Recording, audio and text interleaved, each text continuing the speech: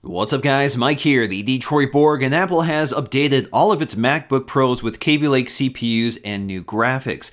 We're going to take a look at the 13-inch MacBook Pro with a TouchBar in this video, but I'll also be taking a look at the new cheaper $1299 MacBook Pro without a TouchBar, as well as a highly spec'd out 15-inch model, again in separate videos, so make sure you stay tuned for that. Now this is the baseline configuration, which starts off at a fairly hefty $1799, but of course you can spec this all the way up to a Core i7 dual core with 16 gigs of RAM and 1 terabyte of SSD storage. It's also available in silver and space gray, and of course I went with space gray just as I did with the previous model. Now we're going to compare them side by side to see the differences, but again this really is just a spec bump. There's no visible differences, there's no changes to the display, the keyboard, the trackpad, the I/O, or anything you might actually see or use. Now there is one visual clue that this is a 2017 MacBook Pro, and that's the symbols or icons on the control and option keys. Inside the box, we'll find some pretty familiar accessories, a very neatly tied up USB-C cable for recharging the MacBook. We also get a packet with some of our paperwork, which includes a quick start guide, some warranty info,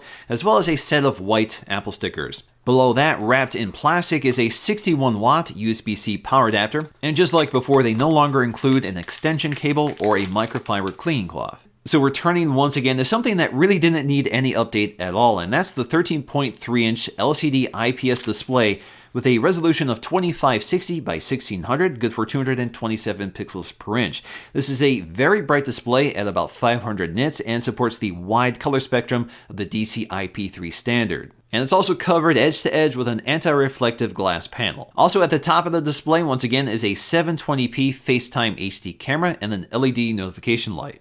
Also carried over here is the keyboard and touch bar. The keyboard, once again, is the second generation butterfly mechanism, which is a bit noisier, but I really like it. It makes for a very tactile experience, and it's also very fast to type on, so I have really no complaints about this. But again, it is a bit noisier than some of Apple's previous keyboards, so I'll let you listen to it so you can get a feel for it for yourself.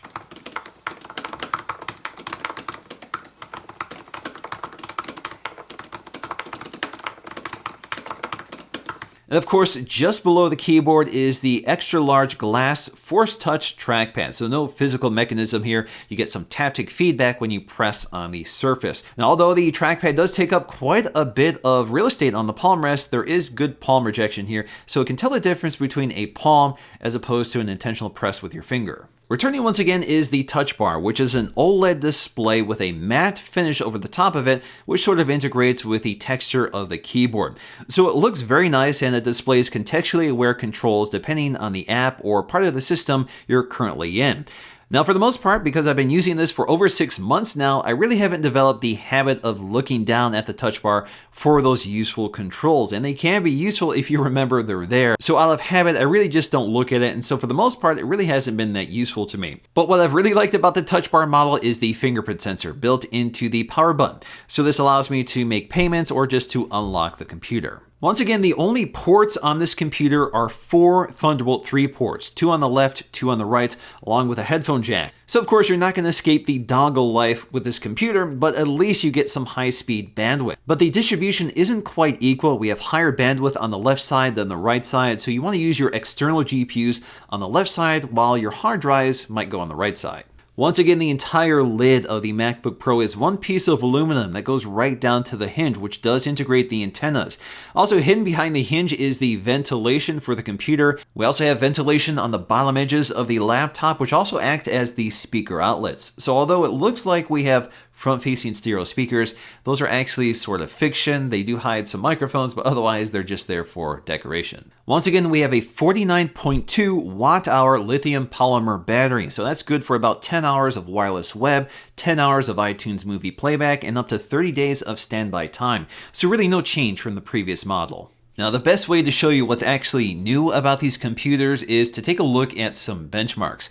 So I'm comparing the same stock Core i5 configuration from 2016, and we can see that they were able to bump up the speed from 2.9 to 3.1 gigahertz.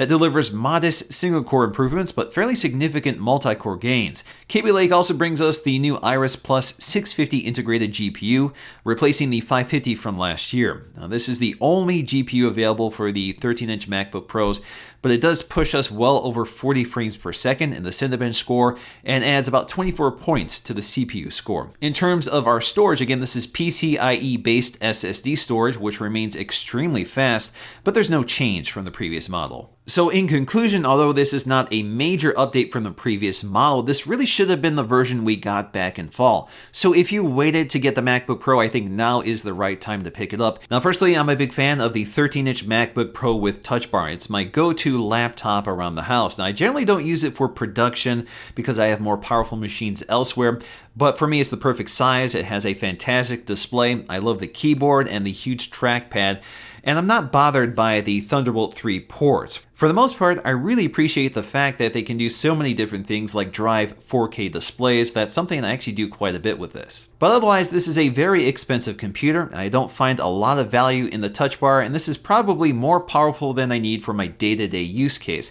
So that's why I really look forward to looking at the cheapest MacBook Pro in my next video.